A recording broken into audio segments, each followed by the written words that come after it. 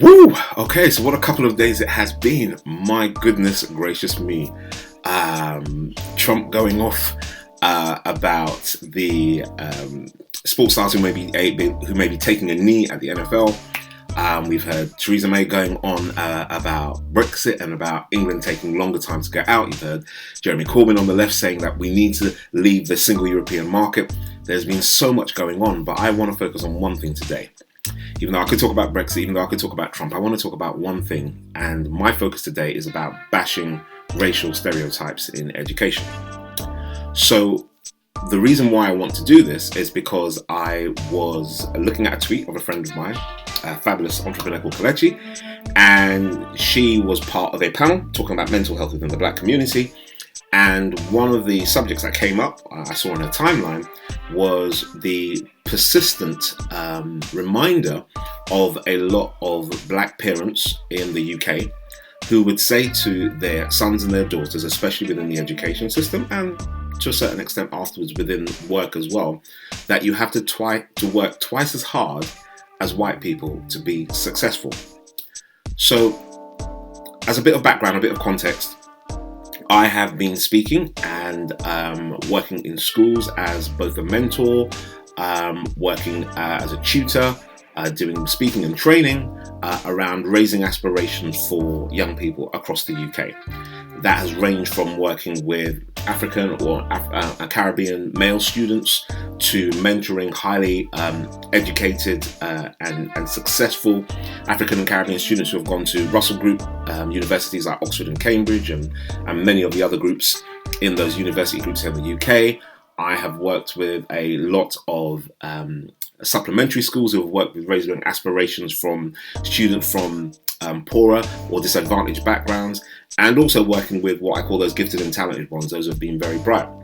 So even though I've done that across the board, I've also worked, for the record, I've worked with a lot of groups from Eastern Europe. I've worked with white working class boys who have been achieving. I've worked in private schools across the board. But for this specific video, I want to talk about busting some of those racial stereotypes specifically around Black students, African and Caribbean, for the purpose of the UK.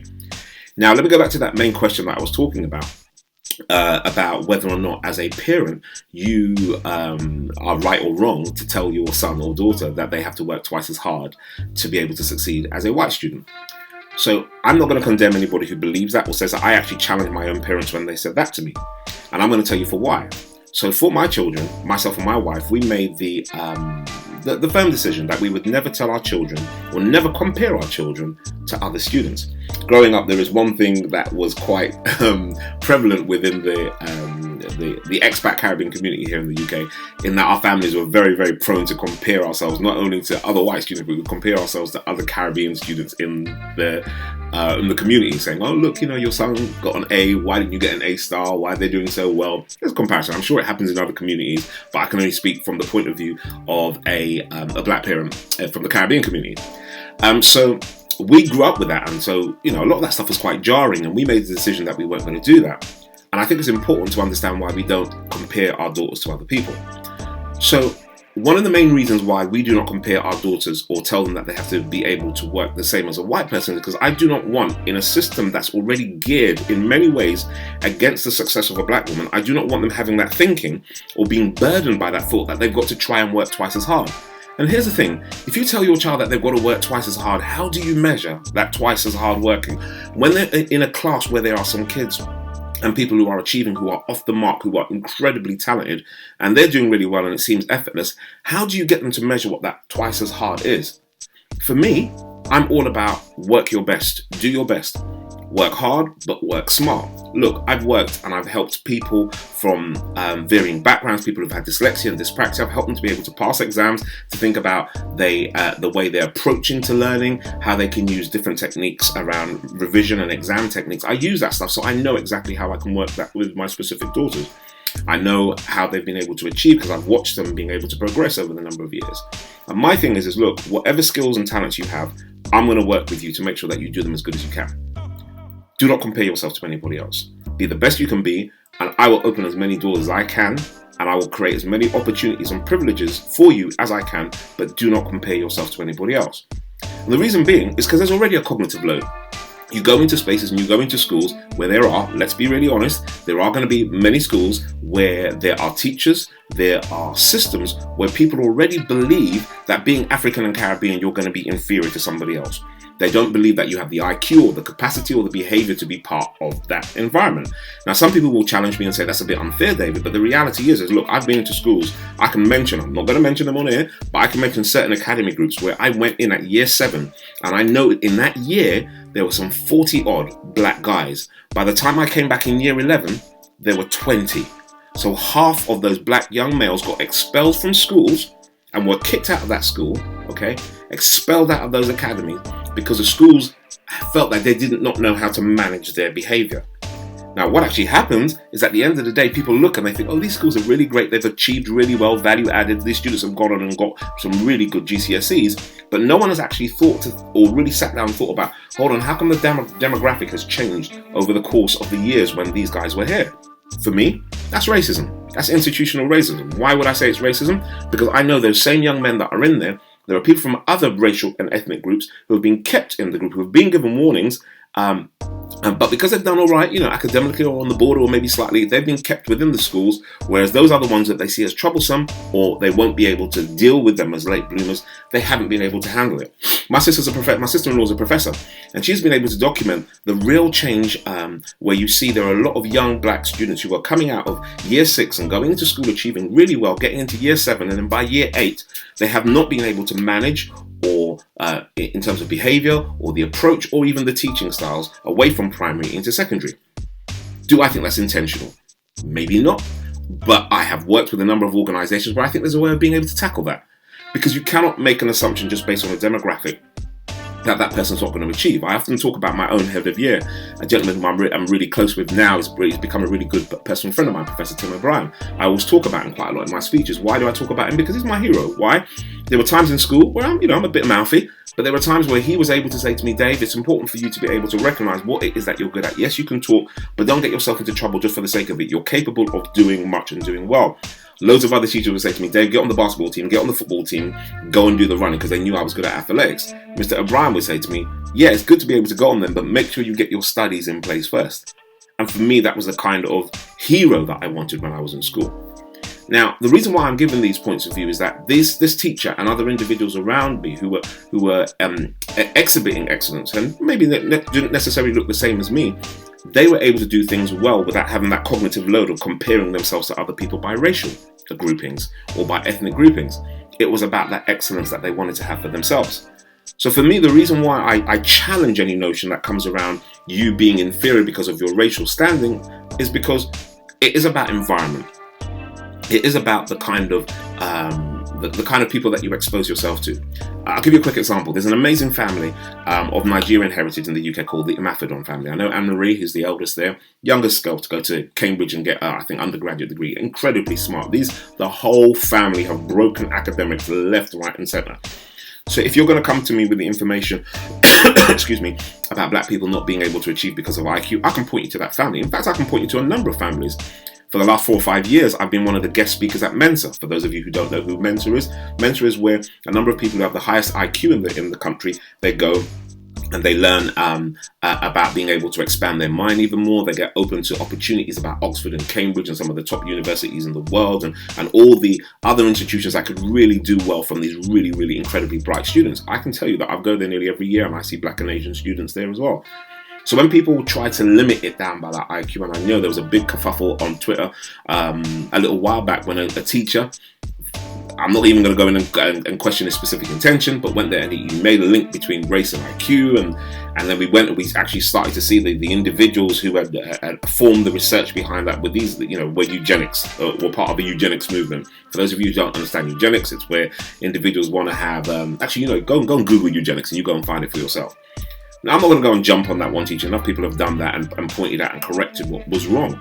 But the reality is that for far too many people, whether it's individuals who have done it institutionally within the school, or whether it has been families within the Caribbean and African community who have played down educational or marginalized educational attainment based on your race, for me, that's wrong. It's about the environment that you're in.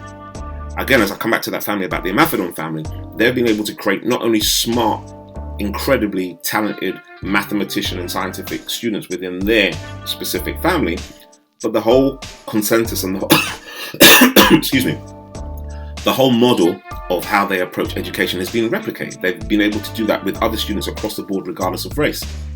One of the points I raised earlier was that I've worked in Oxford and Cambridge with some incredibly talented students.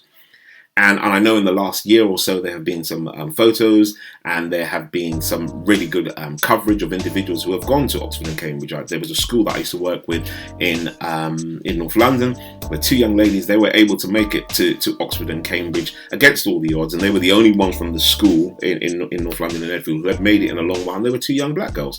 There's so much evidence that bucks that trend. Some people may say they're outliers. Whether or not you want to get into that argument is up to you. But I think when you reduce the whole concept or the whole conversation around education down to race without factoring into all the different environments that come around it, you've messed up. Let me tell you for final why I will not say to my kids that you can't achieve or that you have to work twice as hard. Look, I've worked hard, and even though I worked the majority of my time in state education, I knew that when it came to my eldest daughter getting into school, the schools that she was going to go into or that were offered to her at the time, we as parents didn't find they were sufficient. I had actually mentored a couple of students who had been done, who had come to me because of racist bullying in those schools. So we made a conscious decision to send my daughter to a private school because, we could afford it. Do I agree in, straight away that there should be a division between the two? No. But while it's there, I made sure that I created a provision, or created a space, created an environment for my daughter from year 7 straight through to year 11 to be able to go to a private school. My eldest daughter now, she decided that she wanted to go to state school. So she went all the way through to state school. Now she's reached sixth form. She said, Dad, I wouldn't mind going to a private school for sixth form because I want to have a smaller room, a smaller attention, and be able to be part of that environment. I know that going to a private school is not just about education. It's also about the network. It's also about the opportunity. I'm not going to lie, I make no apologies about that. What I've done and what I've provided for my children is an opportunity to be in an environment and be around people and be around thinking and be around spaces where they will get that advantage. I know that school that they went to, that private school, Oxford and Cambridge, will land there a lot quicker than they will go to a state school. Again, it's about environment. It's about those opportunities that you provide for them. Rather than restricting it around race, what I've done is I've provided opportunities for my children to be able to achieve well. Not everybody can do that, granted, I totally understand that. But I do say that the messaging that you have to give to a child is that they're able to achieve and be able to achieve well regardless. My final point now is about learning differences. And I know this has happened because I've had to counsel so many families within the African and Caribbean communities around things like dyslexia and dyspraxia.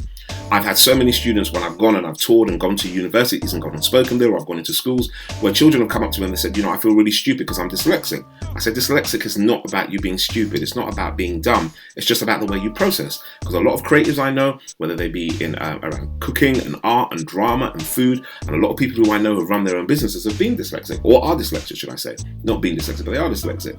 And what they've allowed, or what's been allowed to happen, is that an environment has been created for them to realize that this is your full potential. This is what you're really good at. And one of the sticking points I know within, I'm talking quite general here, but it's from my experience within the African and Caribbean community, is the way that so many parents and families approach individuals who have got dyslexia. It's not a curse. It's not a problem. It doesn't make you stupid. All it means is that you approach the situation differently. And how do you approach it? Well, you go to a school.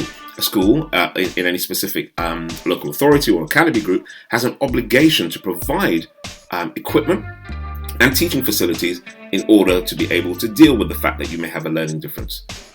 And unfortunately, too many parents within the African and Caribbean community don't know that this is available to them. And again, I'm having this conversation with students when they get to university, they don't know anything about this. And sometimes the schooling system fails as well, whether it's around budget, whether it's around signposting, about actually being able to deal with that. So the reason why I raise these points is for me that there are way too many conversations that go around that limit the success that you can have around education based around race. Yes, there can be the assumption that can be made. If you're from Eastern Europe or if you're from China, the fact is that if you have a look at the demographics, you're probably going to go in there and kick the hell out of maths and English and do really well. If you're white working class, you're probably going to be down that end of the table. If you're a black African Caribbean boy, not girls, mind you, because girls tend to achieve a hell of a lot more of the black African and black Caribbean demographics. But if you're on that part of the scale, you're going to be able to achieve well. The reality is we just start grouping it that way. People are always going to believe those myths. They're always going to believe that that's the norm. Rather, I say what we need to do as a community, not just as individuals, across the board, regardless of race, regardless of background, is be able to provide spaces to nurture these young people to recognize what it is that they're really good at. Some are not going to be your top A-class students. Some are going to be more creative, more vocational. Some are going to be those ones who are going to go off to the best universities, getting the best jobs or what have you. But the notion of telling anybody from any background that they need to work twice as hard because of their colour or race or ethnicity, for me, is poisonous. It's incredibly poisonous, and it takes away the responsibility that we have as adults, as community, to be able to encourage them to be the best that they can be. It doesn't necessarily mean that they're going to be the most academic or the person that's going to be able to achieve exams, on whatever level. But I do believe there is a responsibility that we all have to stop reducing academic achievement and intelligence down to just racial assumptions and prejudices, and work with the child, work with the student on helping them to be the best that they can be. Welcome your thoughts and your feedback on this. Thank you very much for listening. Peace.